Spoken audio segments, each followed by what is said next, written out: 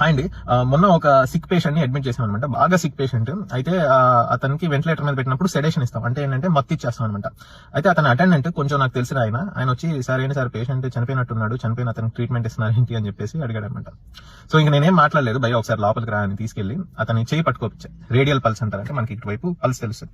So ఆ pulse పట్టుకోపించి pulse తెలుస్తుందా అని అడిగా. తెలుస్తుంది సార్ అన్నాడు. ఆ పల్స్ ఉన్నంత వరకు పేషెంట్ బతుకున్నట్టు, అండ్ ఆ పల్స్ ఉన్నంత వరకు మీరు మాకు కన్సెంట్ ఇచ్చినంత వరకు మేము ట్రీట్మెంట్ చేస్తూనే ఉంటాం.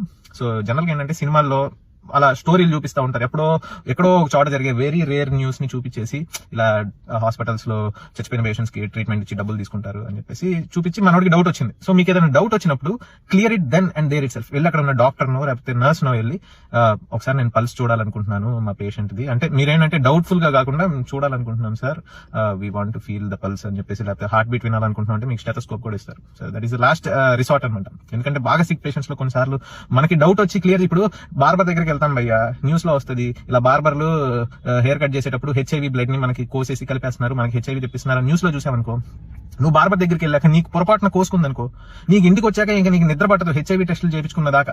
అదే నువ్వు కళ్ళ ముందు అయ్యా బార్బర్ నా కళ్ళ ముందు నువ్వు బ్లేడ్ మార్చయ్యా అని చెప్పావనుకో, నీ మడగట్ట అయినా సరే నీకు డౌట్ ఉండదు, ఎందుకంటే నీకు నీ కళ్ళ ముందు మార్చాడు కాబట్టి. సో అలానే మీకు అట్లాంటి డౌట్స్ ఏమైనా ఉంటే క్లియర్ చేసుకోండి, గుడ్డ కాల్చి అలా వేసేయమాకండి. అంటే జెన్యూన్ గా ట్రీట్మెంట్ చేసే వాళ్ళకి కూడా కొన్నిసార్లు బాధ వేస్తుంది అనమాట. సో వెరీ రేర్ గా ప్రతి చోట మోసాలు జరుగుతూ ఉంటాయండి, నేను కాదనట్లేదు.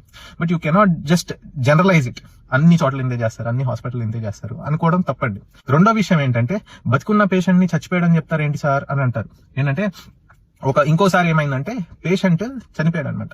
అయితే అతనికి చనిపోయిన తర్వాత ఇమీడియట్ గా వెంటిలేటర్ ని తీసేయం. వెంటిలేటర్ ఉన్నంత సేపు ఏంటంటే మన ఛాతి కదులుతా ఉంటది అనమాట, ఎందుకంటే వెంటిలేటర్ లో ఒక ట్యూబ్ ని మనం ఊపిరితిత్తుల్లో వేస్తాం. సో ఆ ఊపిరితిత్తులు వేసినప్పుడు ఏంటి, అది గాలి ఇచ్చినంత సేపు మన ఊపిరితిత్తులు కదులుతా ఉంటే మన ఛాతి అలా బ్రీతింగ్ చేసుకుంటున్నట్టు మన ఛాతి కదులుతా ఉంటుంది. సో అది చూసి సార్ ఏంటి సార్ పేషెంట్ బతికే ఉన్నాడు చనిపోయారు అంటారు ఏంటి అంటాడు. So that is the two sides of a coin. అంటే పేషెంట్ జెన్యూన్ గా చనిపోయాడండి, కాకపోతే ఆ ఛాతి కదలడం వల్ల బతికాడు అనుకుంటారు అంతే. జస్ట్ ఆ వెంటిలేటర్ ఆపేస్తే కనుక ఊపిరి తిత్తులు కదలవు అండ్ హీ విల్ బి చలనం లేకుండా ఉంటాడు అనమాట. సో ఎనీ డౌట్, మీకు డౌట్ ఉన్నప్పుడు just clear it then and there itself in the hospital premises. అంటే ఎవడో ఒకడు కొద్దిగా ఎడ్యుకేటెడ్ పర్సన్, ఎవడో ఒకటి స్టాఫ్ మీకు క్లియర్ చేస్తారండి. రెస్పెక్ట్ఫుల్ గా అడిగితే జనరల్ గా మీకు డౌట్స్ అన్ని క్లియర్ చేస్తారండి, ఓకేనా. జస్ట్ అంతా ఇన్సిడెంట్ అంతా అయిపోయాక బయటకు వచ్చి కొంతమంది ఇదిలా అదిలా అని చెప్పేసి బ్లేమ్ చేస్తూ ఉంటారు ఇన్స్టిట్యూట్స్ ని. జెన్యూన్ గా ట్రీట్ చేసే వాళ్ళకి కూడా కొన్నిసార్లు బాధేస్తుంది అనమాట, ఓకేనా. సో నన్ను తిట్టుకోండి, బట్ రియల్ లైఫ్ ఇన్సిడెంట్ నేను చెప్పానండి. I hope this video is helpful. If you find it helpful, please share it with your friends and family.